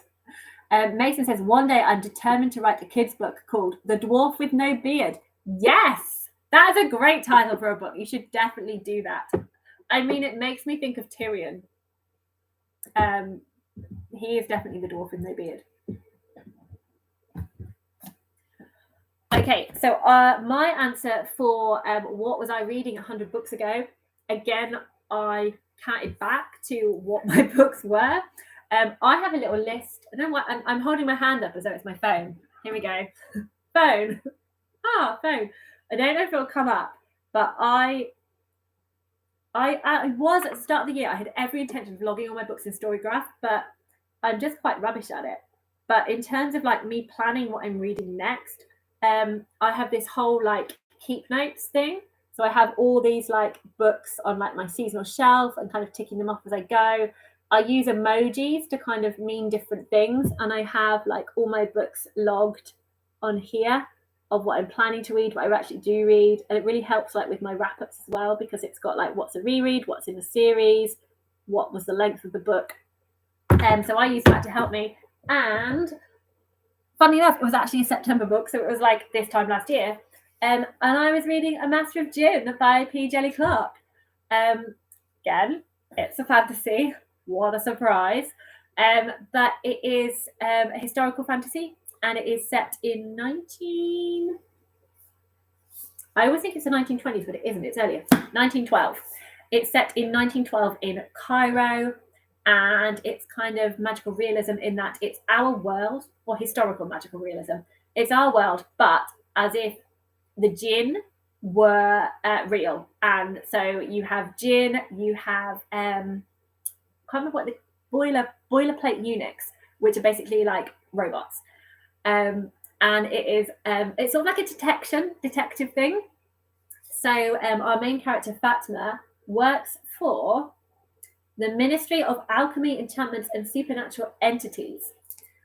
And she is such a cool character. She's amazing. She wears like Edwardian men's suits, and she's just really cool. So there's this police force that investigates like the supernatural. So there's like a mystery feeling to this, and I love this world. This world is so good. I mentioned Tramcar 015 earlier. That is a novella. There's another novella, and then this is like a novel by P. Jelly Clark. It's brilliant. I love it. I really hope he writes more, but I don't know if he's going to. But I had a great time with that book. Okay, in the chat we have Percy saying that, not Percy, sorry, Shelley. I keep calling you Percy. I do apologise. Shelley says she hasn't yet read any more of the Blood and Ash series. Mason says, I wasn't expecting to have romance in my series, but it's just kind of happening. Snuck in on you. Julian said, he survived a plane crash into the ocean and then floating the ocean in a little raft, then being in a prisoner of war camp. He was an Olympic athlete, which I'm sure helped him survive. That sounds like quite the survival story. That sounds really, really interesting. Shelley says, haha, I've heard that too. I do feel like it's going to be kind of like a lot of books to add to different people's TBRs here from all of this. I might see if I can put them all together in a list of like everything that we chatted about. I might not. It might like exceed word count and not let me do that. I don't actually know how long we've been chatting. Oh, hold on. We've been chatting for... Okay, so we've gone slightly over the 100 minutes of chaos because we're now on 106 minutes. But that's fine. That's fine. So let's do the final one. So the last shout out, I didn't finish writing my notes, so I've got this one on my phone. So hold on one moment while I get that up. Feel free to talk amongst yourselves in the chat. La la la la la. There we go.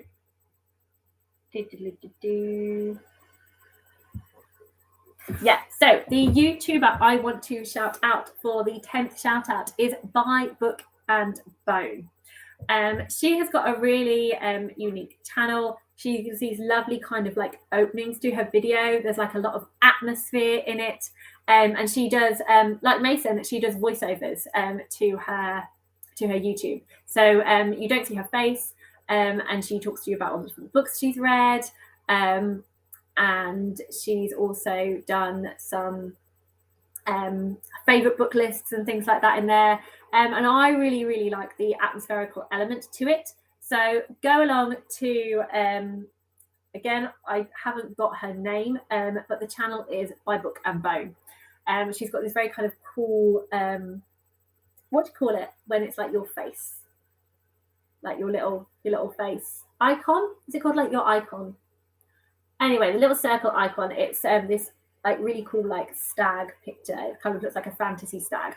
So go along to her channel, have a look at her content, give it a like, and if you enjoy the vibe, subscribe and up her numbers. Let's see if we can get more people towards 100. So my final 100 fact is, what is a book with 100 letters on the cover? And again, I had like a quick route around and a look. And the one that I came up with, it's not completely 100, it's 119 letters. But it is a non-fiction book, not a fantasy, I know. Rennie Edo Lodge's Why I'm No Longer Talking to White People About Race. This was, I didn't read a lot of non-fiction. And then during the Black Lives Matters kind of gaining momentum because of the terrible events over the 2020 summer, there was a newspaper article that was shared in The Guardian, and it was, I think it was in The Guardian anyway, it's a UK paper, Why I'm No Longer Talking to White People About Race. And then I found out there was a book. So she'd gone from that article where people were really interested in her article and saying, please don't stop talking about race. And she was like, it's not that I don't want to stop talking about race. It's just like, this is why I feel constantly dismissed. This is why I feel like I don't want to talk about it anymore to white people, because I feel like I'm constantly being dismissed and like I'm making it all up. So then she went on to write a book, and it is really engaging. It is, especially if you are white and you just don't get it. This was really helpful. I didn't understand. Like, it's not my lived experience. I had no idea what life was like as a Black person. I live very much in my little rose-colored glasses world. I kind of think, well, everyone frowns upon racism, so it shouldn't be happening that much anymore. And I was so wrong. I didn't realize how wrong I was and how important it is to kind of inform ourselves and, you know, start holding people sort of more accountable and just making ourselves reflect on things a lot more. This was really easy to kind of get into. It was so informative, and I absolutely loved it and really recommend to everybody. Another book that was also really good that I read at the same time was Natives by Alcala. That was also really good as well. Okay, let's dive back into the chat. Shelley says, that's okay. I will answer to both Percy and Shelley. Good, because it worked correctly. Mason says, the professionalism on display is staggering. I presume, Mason, that was you referring to By Book and Bone. Those are very, very well put together videos. It's amazing. Mason also says, I actually don't even have a face, Chatty. I'm a metaphysical construct that has learned to use YouTube. Fabulous. We have our first, I suppose, are you like a corporeal ghost then, Mason? Is that the vibe you're giving us?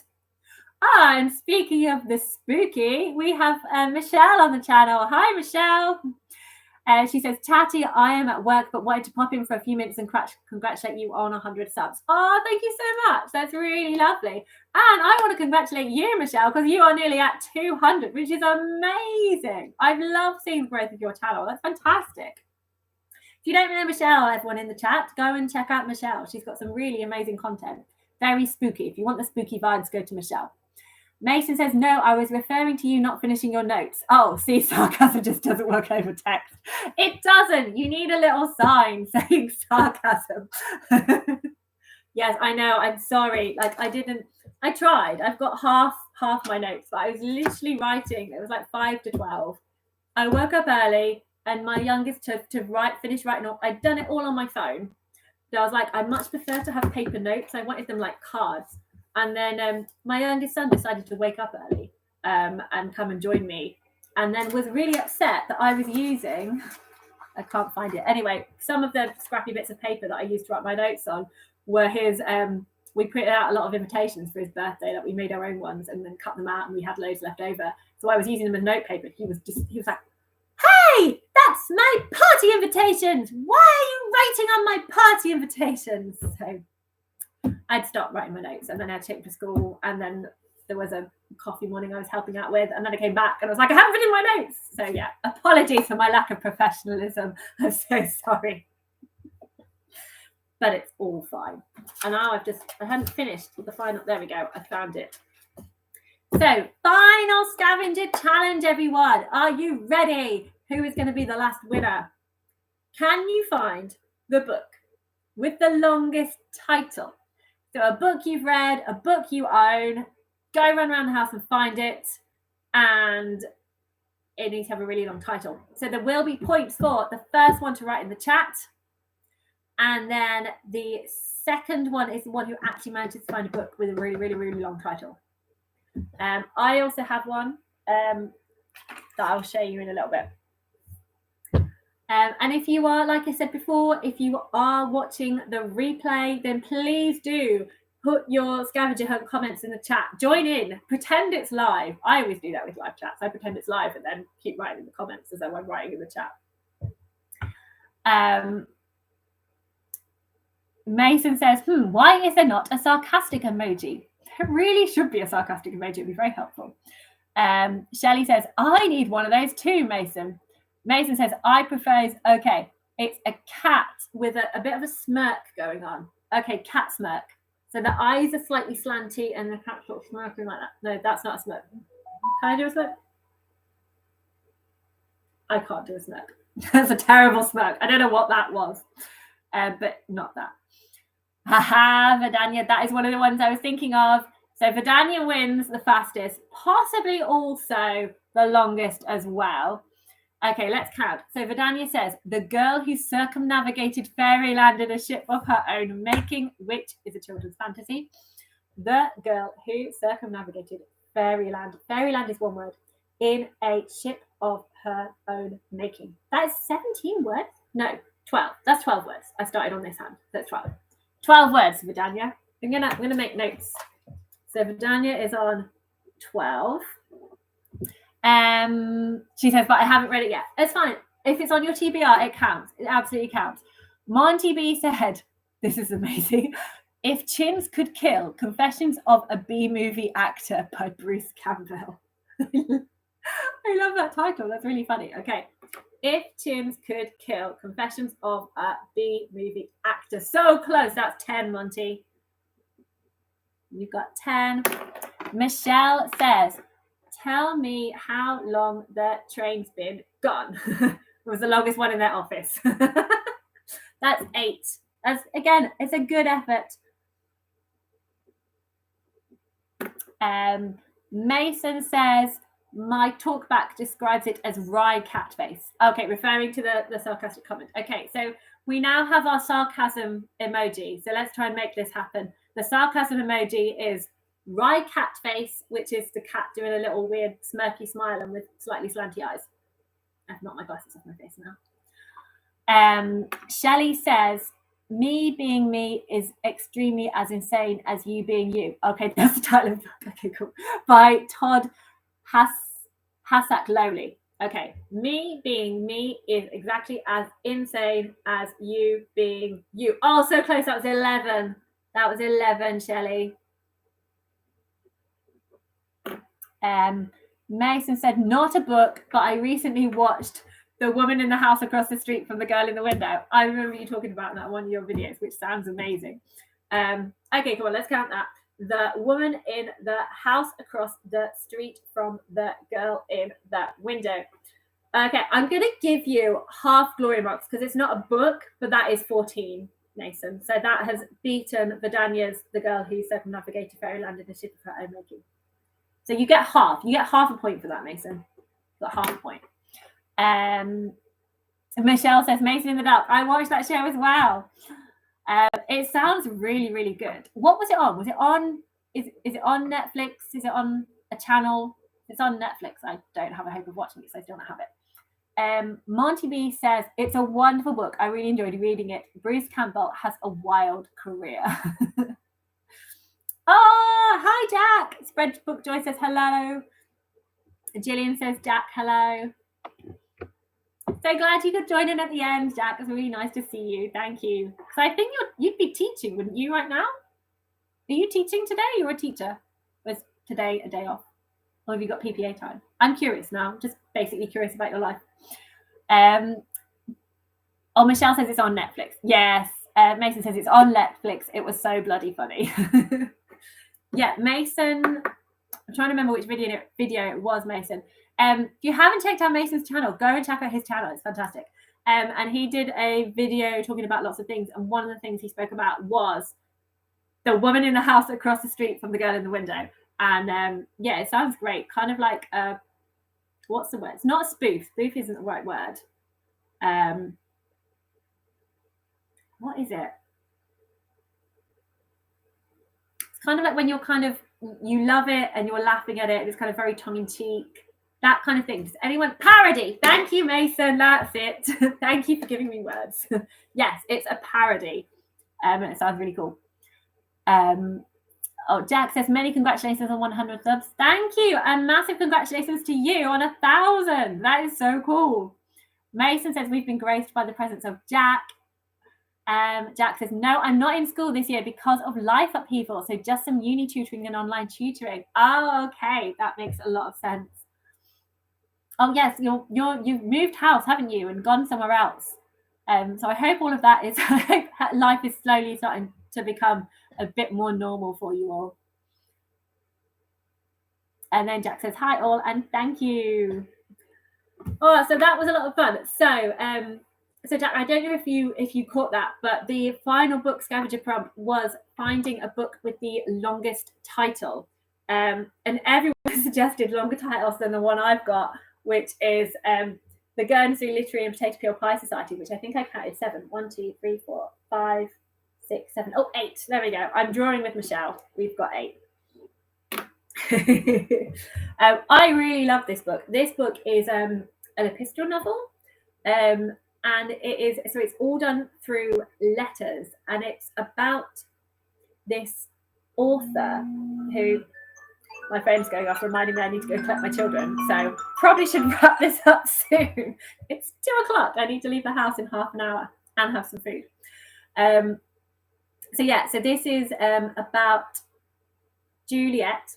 It's set in 1940s, just after the war, and someone from Guernsey writes to her saying that they have somehow got a copy of one of her books, and does she have any more? Could she recommend any more, or like be able to like buy and post them on, because they don't have access to books so much on the island.